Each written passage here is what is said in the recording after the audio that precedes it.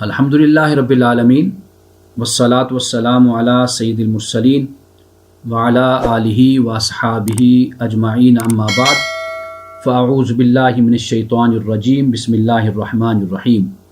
آج سورۃ الفرقان کا دوسرا رکوع ہے اور دوسرے رکوع میں 20 آیات ہیں۔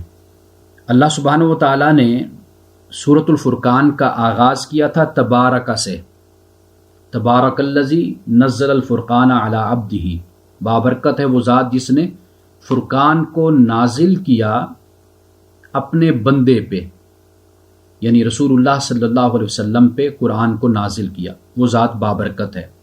اب دوسرے رکوع کا آغاز ہوتا ہے تو یہاں پر بھی تبارکہ کے اللہ کا لفظ ہے، یعنی بابرکت ہے وہ ذات۔ اب تبارکہ کا مطلب میں نے بتایا تھا کہ برکت کثرت الخیر و زیادتہ کو کہتے ہیں، یعنی خیر کی کثرت اور خیر کی زیادت، اس کو کہتے ہیں برکت، اور اس سے مراد وسعت بھی، توسع بھی مراد لیا جاتا ہے، یعنی اللہ سبحانہ و تعالیٰ کے خزانے، اس کی خیر اور اس کی رحمت وہ وسیع ہے، اس معنی میں بھی برکت کو لیا جاتا ہے۔ اب سورت کا آغاز بھی تبارک سے ہے، اب دوسرے رکوع کا آغاز بھی تبارک سے ہوا ہے، لیکن یہاں پہ یہ بتاتا چلوں کہ رکوع کیا ہے، یعنی ایک رکوع، دوسرے رکوع، تیسرے رکوع، سورت میں کوئی سورت 9 رکوع پر مشتمل، کوئی 8 پر، کوئی 5 پہ، کوئی 10 پہ، تو یہ رکوع کیا ہے؟ کیونکہ رکوع کے حوالے سے مجھ سے کئی بار یہ پوچھا بھی گیا اور کئی لوگوں کے ذہنوں میں اس حوالے سے یہ غلط فہمی ہے کہ شاید یہ رسول اللہ صلی اللہ علیہ وسلم کے زمانے سے ہی رکوع مقرر ہوئے تھے، آپ علیہ الصلوۃ والسلام نے رکوعوں کو مقرر کیا تھا۔ لیکن سب سے پہلے تو یہ بات یاد رکھیے کہ قرآن مجید میں آیات کی جو ترتیب ہے، سورتوں کی ترتیب، یہ رسول اللہ صلی اللہ علیہ وسلم نے قائم فرمائی تھی، اور اس ترتیب کو ہم ترتیب توقیفی کہتے ہیں کہ شارع علیہ السلام نے اس ترتیب کو اپنی زندگی میں خود مقرر فرمایا اور قائم کیا تھا۔ لیکن یہ جو رکوع ہیں، پارے ہیں، منزلیں ہیں، یہ رسول اللہ کے زمانے سے نہیں، نہ رسول اللہ صلی اللہ علیہ وسلم نے ان کو مقرر کیا تھا، یہ بعد میں ہوا یہ کام۔ اور یہ کیوں ہوا؟ یہ ضرورت کے تحت ہوا۔ مثال کے طور پر جب ہم رکوع کی بات کرتے ہیں تو رکوع، نماز میں ہم رکوع اور سجدہ کرتے ہیں۔ اب جب نماز میں ہم رکوع اور سجدہ کرتے ہیں تو یہ بالکل وہی رکوع ہے، وہی لفظ ہے جو نماز کے لیے ہم استعمال کرتے ہیں۔ یہ کیوں لفظ استعمال کرتے ہیں؟ اس لیے کہ صحابہ کے بعد علماء نے، اور جو قرآن پاک میں مہارت رکھنے والے علماء تھے، مفسرین تھے، انہوں نے یہ رکوع نام اس لیے دیا کہ اتنی آیات تعداد میں اور اتنی مقدار بن جاتی ہے کہ بآسانی انسان نماز کے اندر تلاوت کر سکتا ہے، یعنی ایک نماز پڑھنے والے کے لیے اس سے زیادہ کوئی بوجھ نہ بنے، وہ اتنی آیات تلاوت کر سکتا ہے نماز میں، رکوع میں، تو لہٰذا یعنی اس کے بعد پھر وہ رکوع کرے گا، تلاوت کے بعد، نماز میں تلاوت کرنے کے بعد پھر وہ رکوع کرے گا، تو اس لیے اس کو رکوع کہا گیا کہ بآسانی اتنی تلاوت ہو سکتی ہے۔ اور دوسری بات یہ بھی یاد رکھیے کہ یہ تقسیم معنی کے لحاظ سے ہے، معنی کے لحاظ سے یعنی مراد یہ ہے کہ یہاں تک ایک مضمون مکمل ہو جاتا ہے، پھر اس کے بعد دوسرا مضمون شروع ہوتا ہے، تو اس لیے بھی رکوع مقرر کیے گئے۔ اور قرآن مجید میں 540 رکوع ہیں کل، قرآن مجید میں 540 کل رکوع بنتے ہیں۔ یہ بھی رسول اللہ صلی اللہ علیہ وسلم کے زمانے میں، یعنی آپ نے اس کو مقرر نہیں کیا، لیکن بعد والے لوگوں نے رسول اللہ کی زندگی کو دیکھا اور صحابہ کی زندگی کو دیکھا کہ وہ کس طرح قرآن پڑھتے تھے نماز میں اور کتنا پڑھتے تھے، کیا طریقہ تھا، تو انہوں نے اسی سے یہ اندازہ لگایا کہ اتنی تلاوت رسول اللہ نماز میں فرماتے تھے اور صحابہ بھی نماز میں تلاوت کرتے تھے، تو انہوں نے پھر اس بنیاد پر رکوع بنا دیے۔ اور بات یہ بھی کہتے ہیں کہ 540 رکوع اس طرح بھی بنتے ہیں کہ جب آپ رمضان المبارک میں تراویح میں قرآن پڑھتے ہیں تو 20 تراویح اگر آپ روزانہ ادا کریں تو 27ویں میں جب قرآن پاک کا ختم ہوتا ہے تو یہ کل 540 رکوع بن جاتے ہیں۔ گویا کہ تراویح کی ہر رکعت میں ایک رکوع ہو گیا، تو اس حساب سے 27ویں میں قرآن مجید مکمل ہو جاتا ہے۔ تو اس لیے بھی قرآن مجید میں 540 رکوع ہیں۔ جو میں بات سمجھانا چاہتا ہوں وہ بات یہ ہے کہ ترتیب رسول اللہ صلی اللہ علیہ وسلم نے خود قائم فرمائی تھی، لیکن یہ جو رکوع ہیں یہ رسول اللہ نے قائم نہیں فرمائے تھے، اور اسی طرح 30 پارے بنا دیے گئے۔ اب یہ جو 30 پارے ہیں، بعد کے خیال کے مطابق حضرت عثمان غنی رضی اللہ تعالیٰ عنہ نے قرآن مجید کو 30 مختلف حصوں میں لکھوایا تھا، تو اس لیے یہ تقسیم آپ کے زمانے سے چلی آ رہی ہے۔ لیکن علماء کا اس حوالے سے کہنا یہ ہے کہ یہ جو تقسیم ہے نا 30 پاروں کی، یہ معنی کے اعتبار سے نہیں ہے، بلکہ تعلیم کے اعتبار سے، جیسے بچوں کو پڑھایا جاتا ہے یا بزرگ قرآن پاک پڑھنا سیکھتے ہیں جو طالب علم ہیں، تو ان کو اس ترتیب سے قرآن پڑھایا جاتا ہے کہ ان کے لیے یہ آسان ہو جاتا ہے، اس لیے 30 حصوں پر اس کو تقسیم کر دیا گیا۔ بعد یہ بھی کہتے ہیں کہ 30 حصوں سے مراد ہے کہ روزانہ اگر ایک پارہ انسان پڑھتا ہے تو اس طرح اس کا ختم قرآن مجید کا ایک مہینے میں ہو جاتا ہے۔ اور یہ جو 7 منزلیں ہیں، یعنی 7 منزلیں، اس کے بارے میں کہا جاتا ہے کہ یہ 7 منزلیں اس لیے ہیں کہ ایک منزل روزانہ پڑھی جائے تو ہفتے میں قرآن پاک مکمل ہو جاتا ہے۔ اب یہ جو پہلی منزل ہے، اس میں البقرہ، آل عمران اور النساء یعنی 3 صورتیں پہلی منزل میں آتی ہیں، اور سورۃ الفاتحہ کو کہا جاتا ہے کہ یہ مقدمہ ہے، یہ پریمبل ہے، دیباچہ ہے، تو اس کو اس میں شمار نہیں کیا جاتا، لیکن یہ 3 صورتیں پہلی منزل بن جاتی ہیں۔ پھر دوسری منزل 5 صورتیں، تیسری منزل پھر 7 صورتیں بن جاتی ہیں، چوتھی منزل 9 صورتیں بن جاتی ہیں، 5ویں منزل 11 صورتیں، اور 6ٹھی منزل 13 صورتیں، اور 7ویں منزل میں جسے حزب مفصل کہا جاتا ہے اس میں پھر 65 صورتیں کل بن جاتی ہیں۔ لیکن آپ یہ دیکھیے کہ یہ جو کچھ بھی ہے یہ رسول اللہ کے زمانے میں نہیں تھا، بعد میں پھر یہ بنایا گیا، لوگوں کی آسانی کے لیے اعراب بھی لگائے گئے۔ اور پھر اگر آپ سعودی عرب میں دیکھیں تو انہوں نے جو ایک پارہ ہے جس کے ہم 4 حصے بناتے ہیں، انہوں نے اس کے 8 حصے بھی بنا دیے ہیں۔ یعنی ہم کہتے ہیں نا کہ ایک ربع، پھر نصف کہتے ہیں، پھر اس کے بعد پھر ایک ربع ہے، ثلث کہتے ہیں، پھر ایک یعنی پورا پارہ اس سے بن جاتا ہے۔ یہ 4 حصے ہم ایک پارے کے بناتے ہیں، لیکن سعودی عرب میں اس کے 8 حصے بھی بنا دیے گئے۔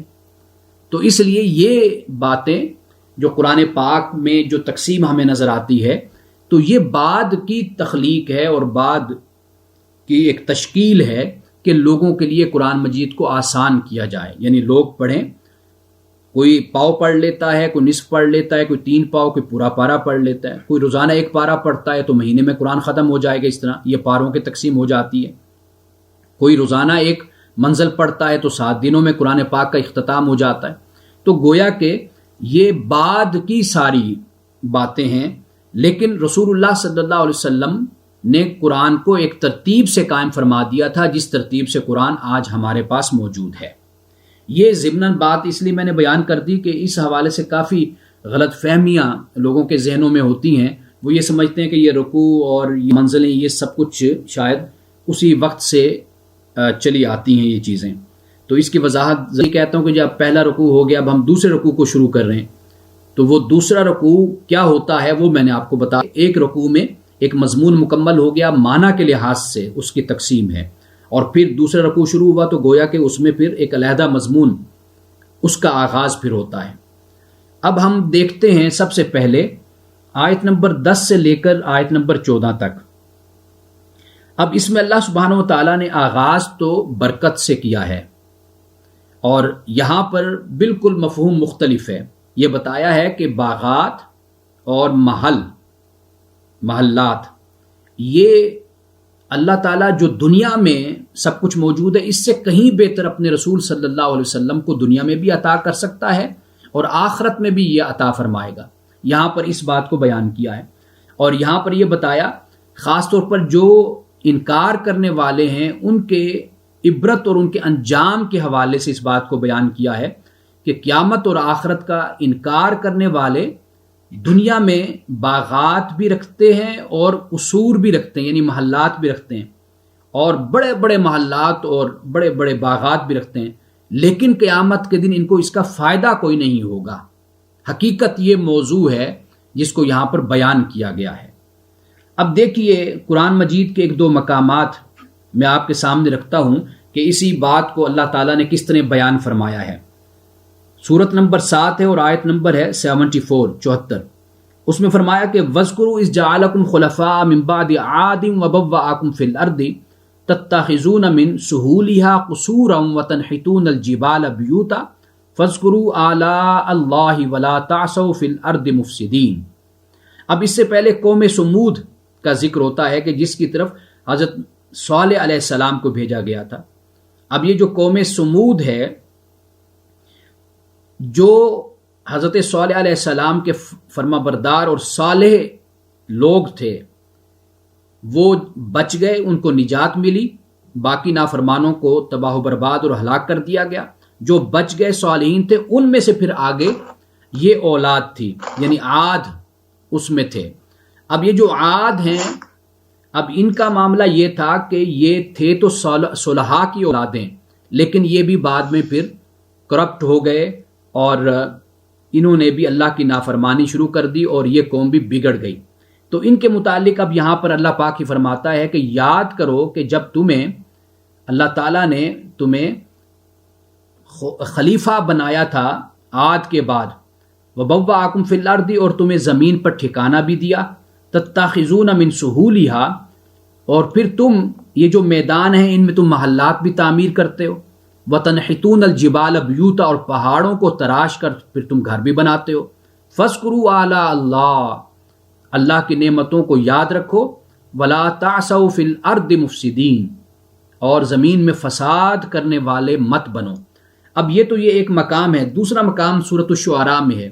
یہ بڑا عبرتناک مقام ہے کہ قرآن مجید کا یہی ایک اعزاز اور انفرادیت ہے قرآن پاک کی، اور اعجاز ہے کہ اگر قرآن پاک انسان پڑھتا رہے تو اس کا اثر انسان کے دل پر اور کردار اور اخلاق پر ضرور ہوتا ہے، بشرطے کہ وہ سمجھے قرآن کو، یعنی وہ انسان کی ایک رغبت آخرت کی طرف ہو جاتی ہے، اور دنیا سے انسان کسی حد تک بے رغبت اس طرح ہو جاتا ہے کہ حلال اور حرام کو سمجھنا شروع کر دیتا ہے۔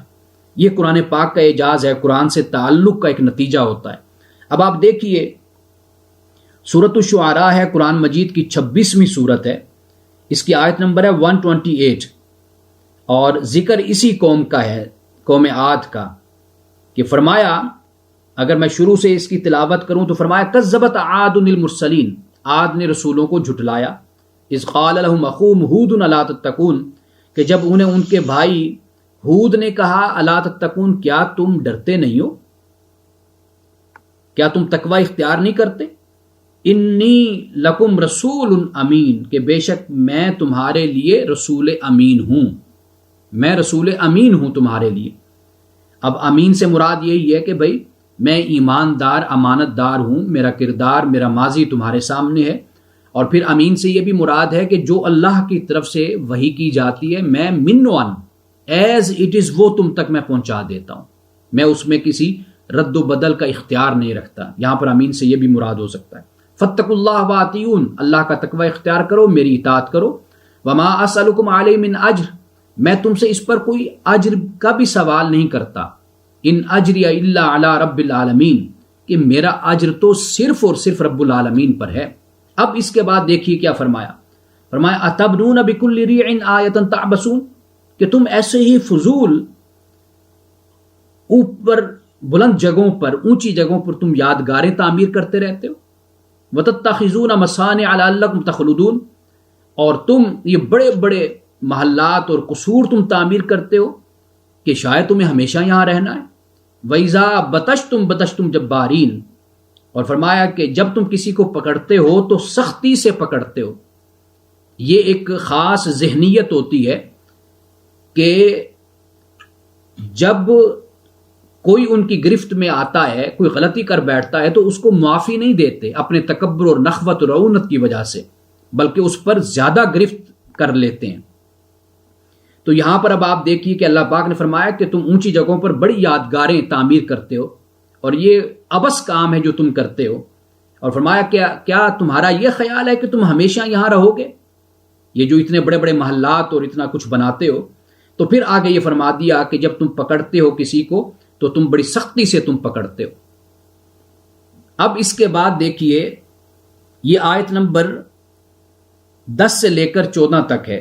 میں اب چاہوں گا کہ میں اس کا ترجمہ بھی پڑھ دوں۔ تبارک الذی ان شاء جعل لک خیرا من ذالک جنات تجری من تحت الانہار ویجعل لک قصورا، بابرکت ہے وہ ذات کہ اگر وہ چاہے تو تیرے لیے بنائے بہتر اس سے، کیا بنائے؟ باغات، تجری من تحت الانہار کہ جن کے نیچے نہریں بہتی ہوں، یہ یعنی جنات وہ جو اونچی جگہ پر ہوگا اور پھر اس کے آس پاس نہریں بہتی، وَيَجْعَلْ لَكَ قُصُورًا، اور وہ بنائے تیرے لیے محلات تعمیر کر دے۔ تو اللہ سبحانہ وتعالیٰ چاہے تو یہ کر سکتا ہے، لیکن وہ ایسا کرتا نہیں ہے، اسی رکوع میں آگے بیان کیا ہے۔ بَلْ كَذَّبُوا بِالسَّاعَةِ، بلکہ یہ لوگ تو قیامت کو جھٹلاتے ہیں، جو ایک مقرر وقت ہے قیامت، اس کو جھٹلاتے ہیں۔ وَأَعْتَدْنَا لِمَنْ كَذَّبَ بِالسَّاعَةِ سَعِيرًا، اور ہم نے اس شخص کے لیے کہ جو قیامت کو جھٹلاتا ہے، جس نے جھٹلایا، اس کے لیے ہم نے آگ تیار کر رکھی ہے۔ اذا رأتهم من مکان بعید، کہ جب وہ آگ ان کو دور سے دیکھے گی نا، یعنی آگ مکان بعید سے دیکھے گی، تو سمعوا لہا، تو وہ اس آگ کے تغیظ اور زفیر کو سنیں گے۔ تغیظ یعنی غیظ، غصے کو، وزفیرہ، اور زفیر یعنی پھنکارنے کو، جیسے سانپ پھنکارتا ہے اژدہا، وہ آواز اور غصہ اس کا دور سے سنیں گے جہنم کی آواز کو۔ وَإِذَا أُلْقُوا مِنْهَا مَكَانًا ضَيِّقًا مُقَرَّنِينَ، اور جب انہیں اس کی جہنم کی تنگ جگہ میں جکڑ کر ڈال دیا جائے گا، دعوا هُنَالِكَ ثُبُورًا، تو پھر وہ وہاں پر ہلاکت کو پکاریں گے کہ یعنی ہمیں موت آ جائے، ہم مر جائیں، اور ہمیں یہ زندگی نہ ہو کہ ہم یہ دکھ اٹھا سکیں۔ لا تدعوا اليوم ثبورا واحدا وادعوا ثبورا کثیرا، اللہ پاک نے فرمایا کہ آج تم ایک ہلاکت کو، ایک موت کو آواز نہ دو، وادعوا ثبورا کثیرا، آج تم بہت سی موتوں کو، ہلاکتوں کو آواز دو، تم بلاؤ۔ یہ مجرمین کا انجام قرآن پاک یہاں بیان کرتا ہے۔ اور اسی طرح سورۃ النساء میں بھی کلما ناضجت جلودہم بدلناہم جلودا غیرہا لیذوقوا العذاب، کلما ناضجت جلودہم، کہ جب کبھی ان کی جلد گل سڑ جائے گی تو اللہ پاک فرماتا ہے بدلناہم جلودا غیرہا، پھر ہم ان کی جلد کو دوسری جلد سے بدل دیں گے۔ یعنی اب بھی ایسا ہی ہوتا ہے نا کہ اگر انسان کی جلد سکن جل جاتی ہے یا انسان زخمی ہو جاتا ہے تو اس کی جگہ پر دوسری جلد آ جاتی ہے۔ تو اسی طرح اللہ پاک نے فرمایا قیامت کے دن کیا ہوگا کہ جب ان کی ایک جلد جلے گی تو پھر دوسری جلد ہم دے دیں گے، بدل دیں گے، لیذوقوا العذاب، تاکہ یہ عذاب کو چکھیں۔ یہ ان کے لیے ہے کہ جو رسول اللہ صلی اللہ علیہ وسلم کا زمانہ جنہوں نے پایا ہے، رسولوں کا، انبیاء کا زمانہ، لیکن پھر جان بوجھ کر اپنے تعصب اور نفرت کی وجہ سے ان کی مخالفت پر اور دشمنی میں ڈٹے رہے، تو یہ ان کا انجام یہاں پر بیان کیا گیا۔ یہ آیت نمبر 10 سے لے کر آیت نمبر 14 تک ہے۔ اب اس کے بعد 15 سے 16 تک ہم دیکھتے ہیں کہ اللہ سبحانہ و تعالیٰ نے فرمایا قُلْ أَذَلِكَ خَيْرٌ أَمْ جَنَّةُ الْخُلْدِ الَّتِي وُعِدَ الْمُتَّقُونَ، اے نبی صلی اللہ علیہ وسلم کہہ دیجئے کیا یہ بہتر ہے یا جنت الخلد، ہمیشہ کا باغ؟ جنت بھی کہا جا سکتا تھا، لیکن خلد کہنے کا مقصد یہ ہے کہ یہ بتا دیا جائے کہ جو تمہارے پاس باغ ہے نا وہ تو ہے عارضی اور وہ فنا ہو جائے گا، لیکن یہ وہ باغ ہے جو ہمیشہ کا باغ ہے، التی وعد المتقون، کہ جس کا وعدہ متقین سے کیا گیا، کانت لہم جزاء و مسیرا، اور یہ ان کے لیے کیا ہے؟ بدلہ ہے، مسیرہ اور آخری ٹھکانہ ہوگا ان کا، مومنین کا، متقین کا۔ لہم فیہا ما یشاءون خالدین، اور ان کے لیے اس جنت میں، اس باغ میں جو یہ چاہیں گے ہمیشہ یہ رہیں گے، اور جو چاہیں گے ان کو میسر ہوگا، ان کا حق ہوگا۔ کان علی ربک وعدا مسئولا، اور یہ فرمایا کہ تیرے رب کے ذمے ایک واجب الادا وعدہ ہے. یہ اللہ کی ذات بڑی مہربان ہے، رحم کرنے والی ہے، اپنے بندوں سے محبت کرتی ہے اللہ کی ذات. تو وہ یہ فرماتا ہے کہ یہ واجب الادا ایک ذمہ ہے، یہ یعنی اللہ کے ذمے ایک واجب الادا وعدہ ہے، اللہ تعالیٰ اپنے اس وعدے کو پورا کرے گا. یہ جو علا کا لفظ ہے یہ اصل فرضیت کو، وجوب کو بیان کرتا ہے. تو علی ربک، تیرے رب پر یہ وعدہ ہے کہ اللہ تعالیٰ اپنے بندوں سے اس وعدے کو پورا کرے گا. اب یہاں پر ایک خاص بات ہے جس کی میں وضاحت کرنا چاہتا ہوں. وہ یہ کہ اللہ پاک فرماتا ہے قل اذالک خیر، اے نبی صلی اللہ علیہ وسلم آپ کہہ دیجئے کیا یہ بہتر ہے، یعنی جو اس وقت تمہارے پاس ہے محلات، باغات وغیرہ، یا وہ ہمیشہ کا باغ.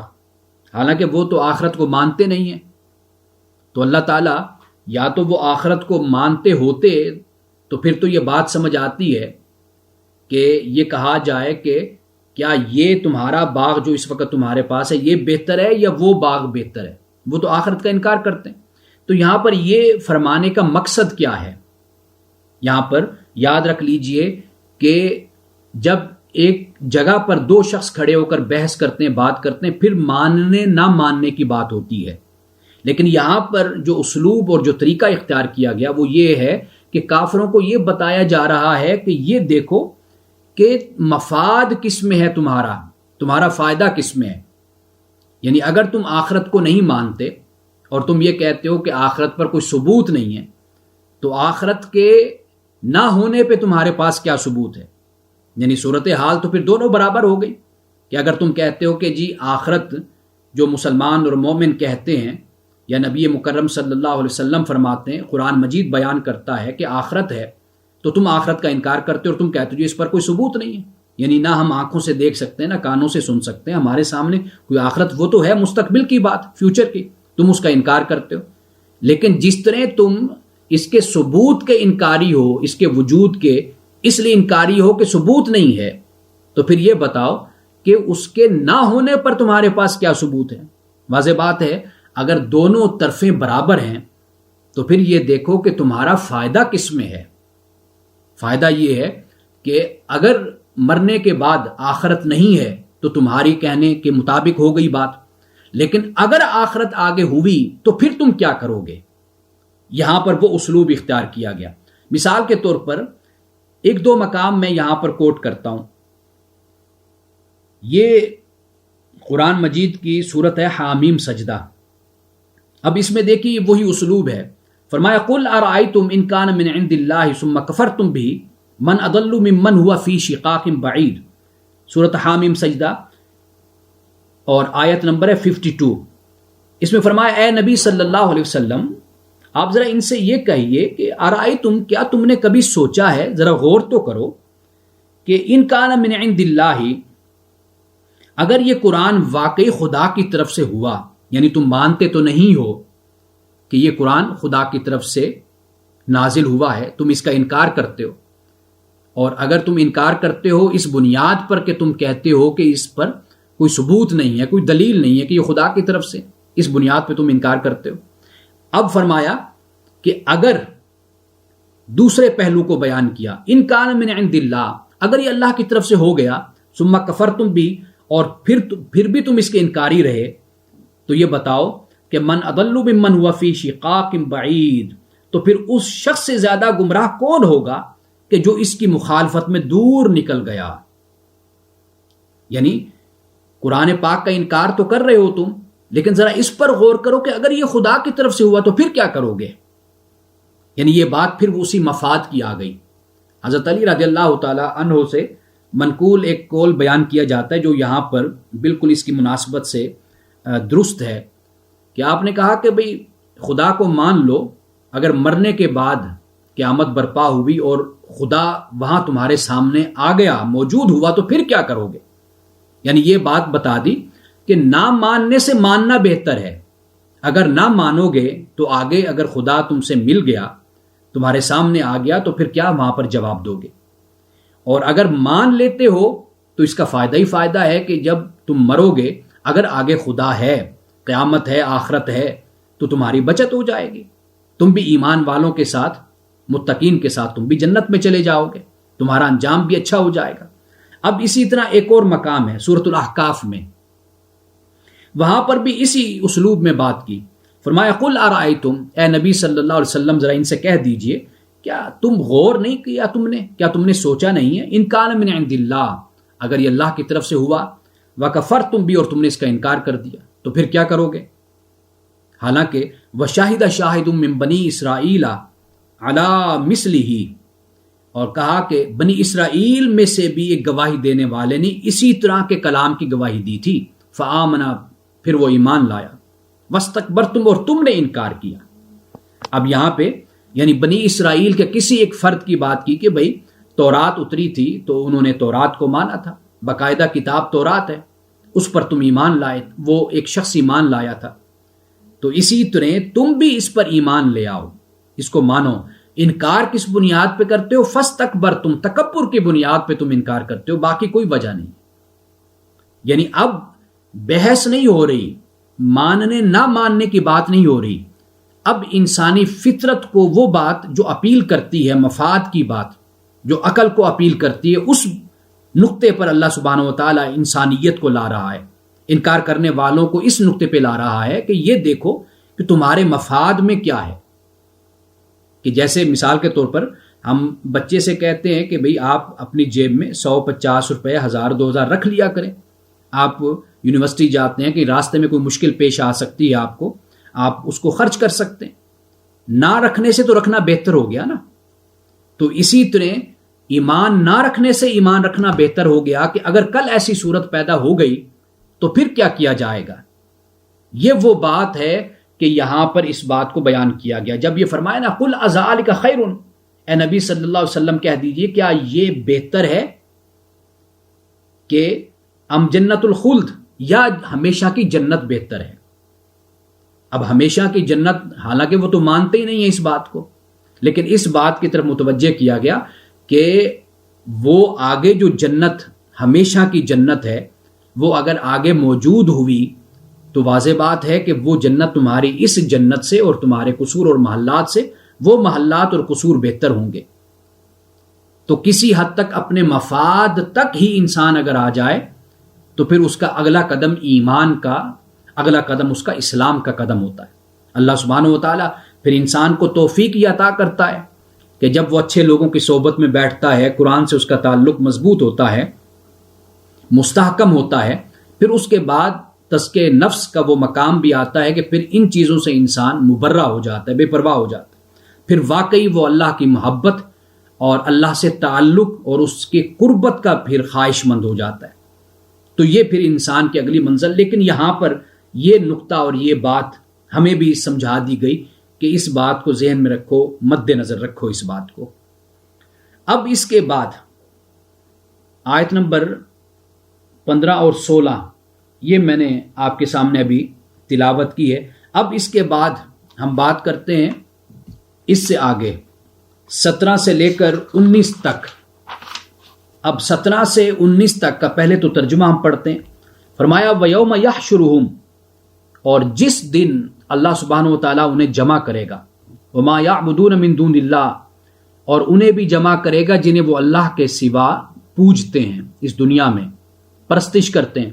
فَيَقُولُ، تو پس وہ اللہ کہے گا، کنہیں کہے گا؟ معبودان باطل سے کہے گا، اور ان سے کہے گا کہ جن کی یہ پوجا کرتے تھے، کیا کہے گا؟ اَأَنْتُمْ أَضْلَلْتُمْ عِبَادِي هَؤُلَاءِ، کیا تم نے میرے ان بندوں کو گمراہ کیا تھا؟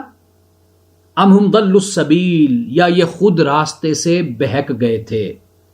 قالوا سبحانک، تو وہ کہیں گے کہ تیری ذات پاک ہے، ما کان ینبغی لنا، کہ ہمارے یہ لائق نہیں تھا کہ ان نتخذ من دونک من اولیاء، کہ ہم تجھے چھوڑ کر ہم مددگار بن جائیں، کہ ہم کسی کو کارساز اور مددگار بناتے۔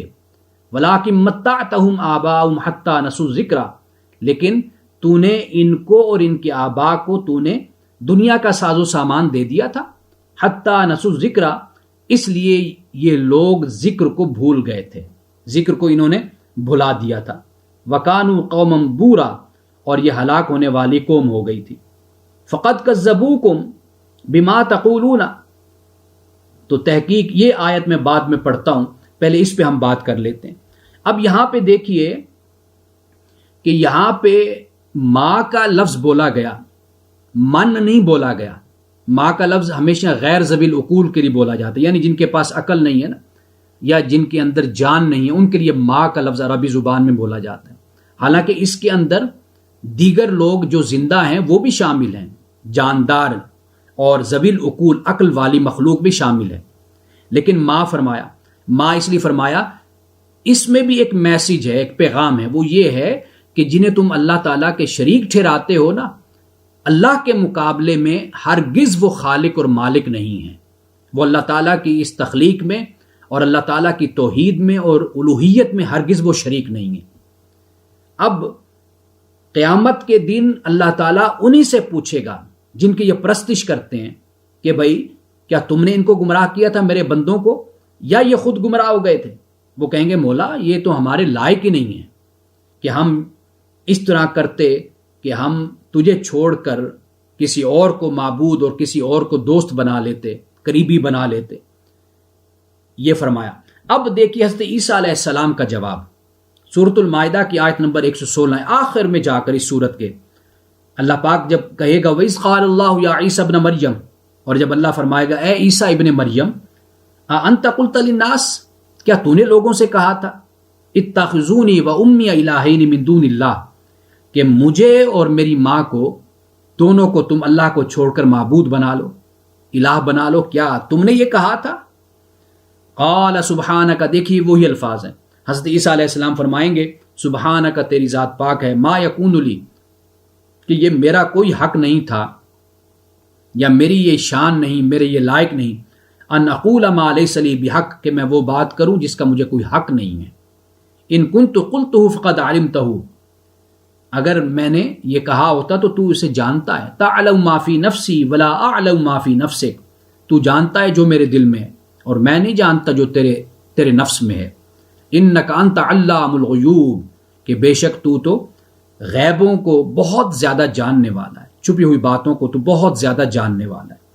یہ حضرت عیسیٰ علیہ السلام فرمائیں گے، یعنی گویا کہ یہ بات سمجھ آ جاتی ہے کہ صرف بتوں کی بات نہیں ہو رہی، امتوں نے انبیاء اور رسل کو بھی معبود بنایا اور خدا کا شریک ٹھہرایا، جیسے حضرت عیسیٰ علیہ السلام کے ساتھ یہ عقیدہ گھڑ لیا گیا، حضرت عزیر علیہ السلام کے ساتھ یہ عقیدہ گھڑ لیا گیا، جیسے سورۃ التوبہ میں اس کو بیان کیا گیا، یا بت ہیں، یا جیسے اپنے بزرگ یا اپنے بڑے عالم مشائخ فقیہ، ان کے بارے میں ایسے عقیدے وجود میں آ گئے، قرآن پاک نے اس کی طرف بھی اشارہ کیا قوم یہود کے حوالے سے۔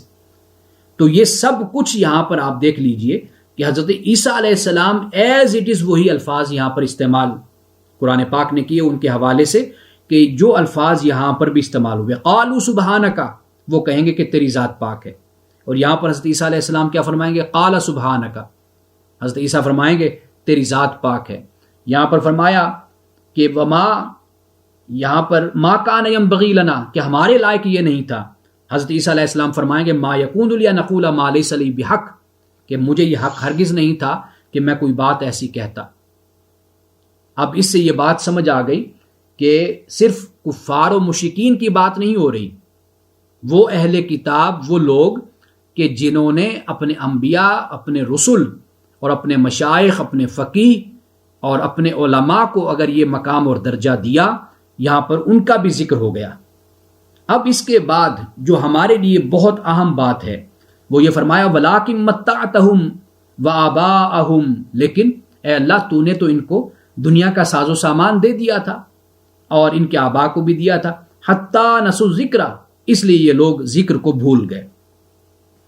یعنی ذکر کو بھولنے کی وجہ اللہ کے کلام کو، کتاب اللہ کو، اللہ کی یاد کو، اپنی موت کو، آخرت کو بھولنے کی وجہ کیا بنی؟ دنیا کا ساز و سامان بھولنے کی وجہ بن گیا۔ ساز و سامان برا نہیں ہے، مال برا نہیں ہے، انہی مال ہی کے ذریعے سے انسان دوسروں کا حق ادا کرتا ہے، اپنے والدین کی خدمت کرتا ہے، اولاد کے حقوق ادا کرتا ہے۔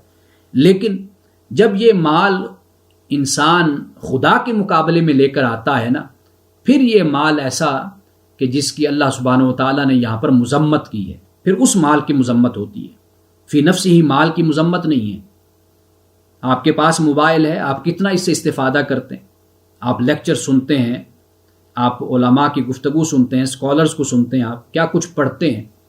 میرے موبائل میں اس وقت تقریباً 300-400 کتابیں موجود ہیں، تو آپ استفادہ کرتے ہیں، کتنی اچھی چیز ہے، اور اسی سے لوگ اپنا وقت بھی ضائع کرتے ہیں، اور کیا کچھ اس پر لوگوں کو مہیا نہیں ہوتا۔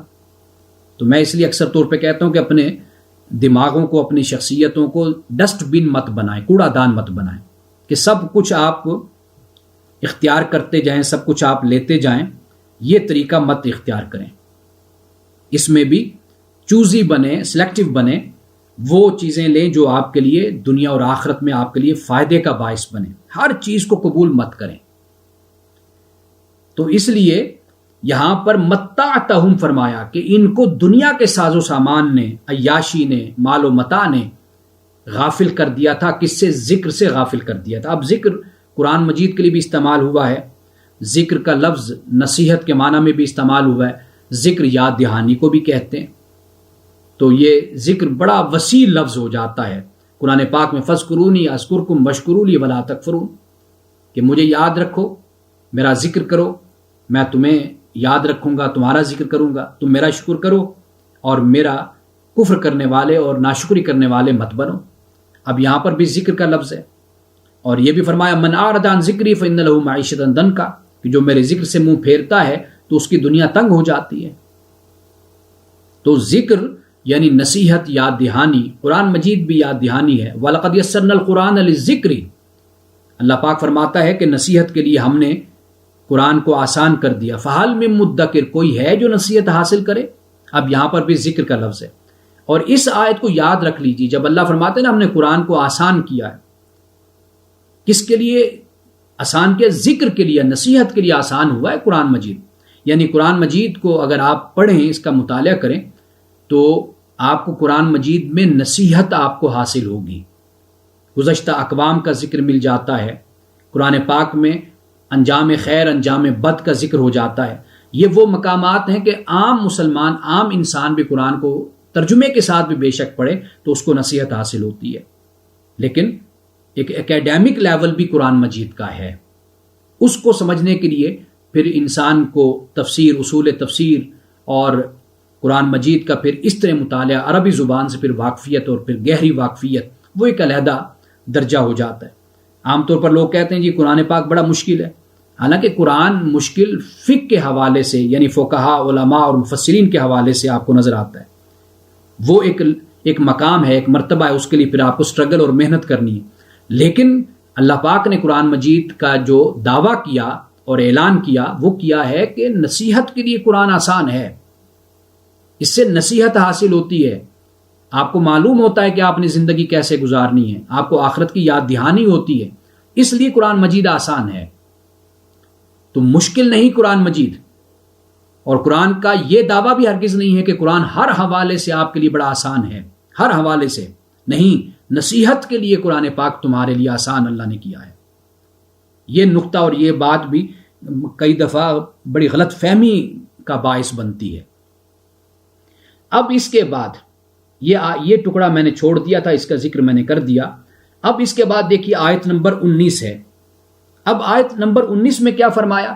فَقَدْ كَذَّبُوكُمْ بِمَا تَقُولُونَ، پس تحقیق انہوں نے تمہیں جھٹلا دیا، بما تقولون، جو تم کہتے تھے، فما تستطيعون صرفا ولا نصرا، تو تم کوئی آج طاقت نہیں رکھتے کس کی؟ صرف کی، کہ تم عذاب کو پھیر سکو، ولا نصرا، اور نہ کسی مدد کی، کہ کوئی مدد تمہیں مل جائے، وہ بھی تمہیں میسر نہیں آ سکتی۔ ومن یظلم منکم، اور جو کوئی تم میں سے ظلم کرتا ہے، نذقہ عذابا کبیرا، تو وہ قیامت کے دن پھر عذاب کبیر کا مزہ چکھے گا۔ اللہ تعالیٰ کہتا ہے ہم اس کو عذاب کبیر چکھائیں گے، بڑا عذاب چکھائیں گے۔ اب یہاں پہ یہ در حقیقت اللہ پاک نے یہاں پہ جو یہ بات بیان کی ہے، یہ آیت، یہ اس کا جواب ہے کہ جب وہ کہتے ہیں نا کہ قیامت کے دن اللہ پاک فرماتا ہے کہ دنیا میں تم جن کی عبادت کر رہے ہو، پرستش کر رہے ہو، کل قیامت کے دن وہ تمہارے انکاری ہو جائیں گے۔ اللہ پاک نے کہا فقط کذبوکم، وہ تمہارا انکار کر دیں۔ اب کذبو یہ ماضی کا صیغہ ہے، اور مستقبل کی بات کو جب ماضی کے صیغے سے بیان کیا جاتا ہے تو اس میں یقین پیدا ہوتا ہے. عربی زبان کا یہ قاعدہ ہے، اصول ہے. تو اس میں یقین پیدا ہو گیا کہ اللہ پاک نے فرمایا قیامت برپا ہوگی، اور اس قیامت میں یہ تمہارے معبود کہ جن کے سامنے تم اپنی جبین کو جھکاتے ہو، جن کی پرستش کرتے ہو، کل قیامت کے دن یہی کہیں گے کہ مولا ہم نے تو ان کو ہرگز یہ نہیں کہا تھا کہ بھئی تم ہماری عبادت کرو، ہماری پرستش کرو.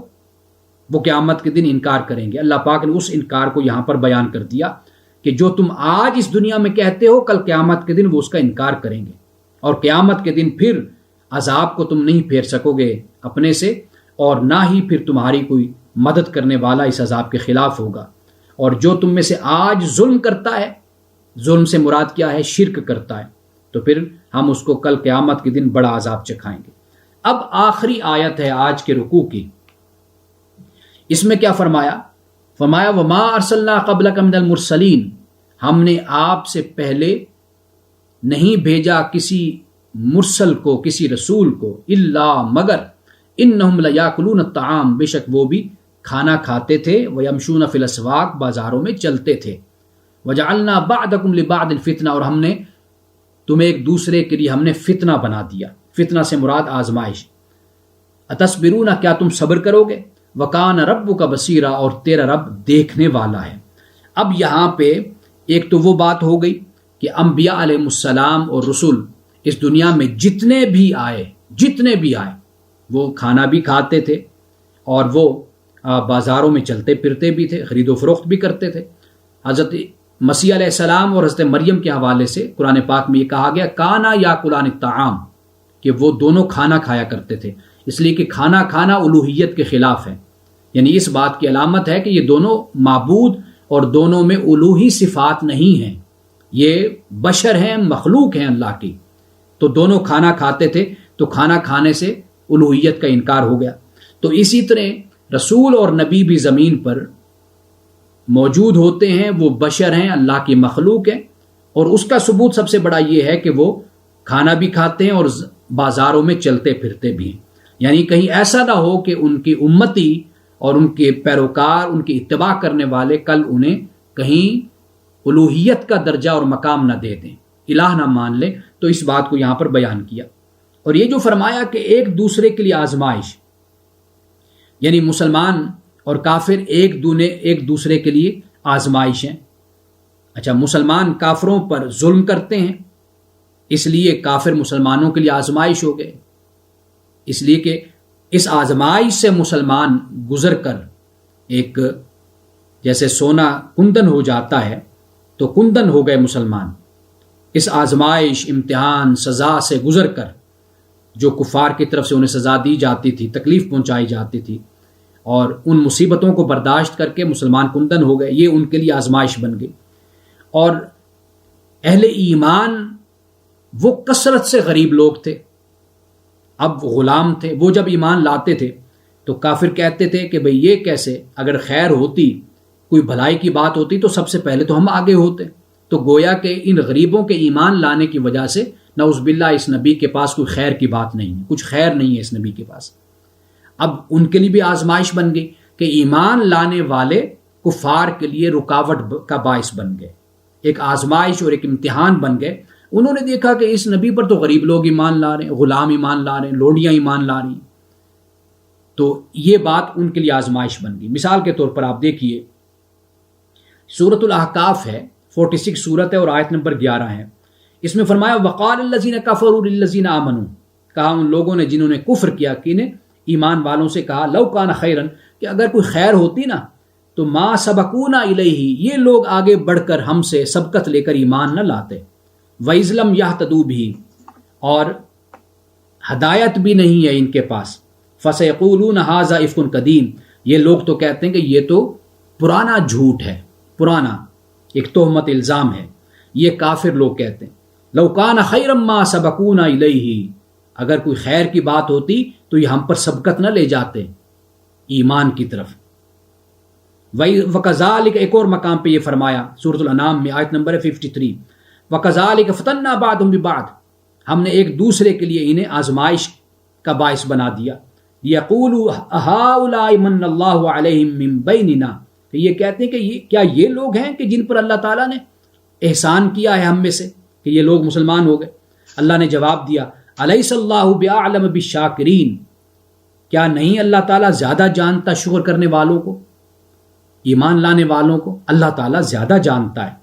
تو فرمایا اس بات کو واضح کر دیا کہ یہ آزمائش بن گئی کفار و مشرکین کے لیے۔ حضرت نوح علیہ السلام پہ ایمان لانے والے غریب لوگ اگر تھے تو وہاں پر ان کو اعتراض تھا، وہ کہتے تھے کہ بھئی یہ کیا، ہم جب آتے ہیں نوح کے پاس تو یہاں پر ہمیں ان سے گھن آتی ہیں لوگوں کے ساتھ بیٹھنے پہ، کہ یہ اس طرح کے لوگ جو سب سے ارذل لوگ ہیں، کمتر لوگ ہیں، پسترین لوگ ہیں، یہ ایمان لاتے ہیں۔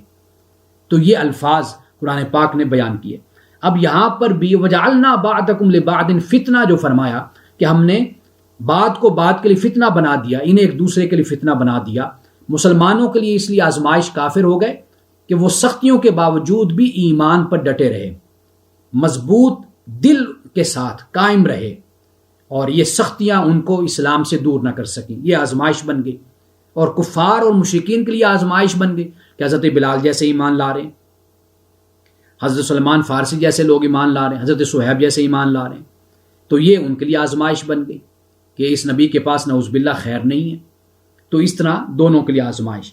تو یہاں پر بحمد اللہ تعالی آج ہم نے دوسرے رکوع پر بھی اپنی گفتگو کو مکمل کیا ہے۔ آئندہ تیسرے رکوع سے ہم آغاز کریں گے۔ اللہ سبحانہ و تعالی ہمیں قرآن پاک کا فہم عطا فرمائے، قرآن پاک پہ عمل کی توفیق عطا فرمائے۔ بارک اللہ لنا ولکم فی القرآن العظیم ونفعنا وإیاکم بالآیات والذکر الحکیم۔ صدق اللہ العظیم۔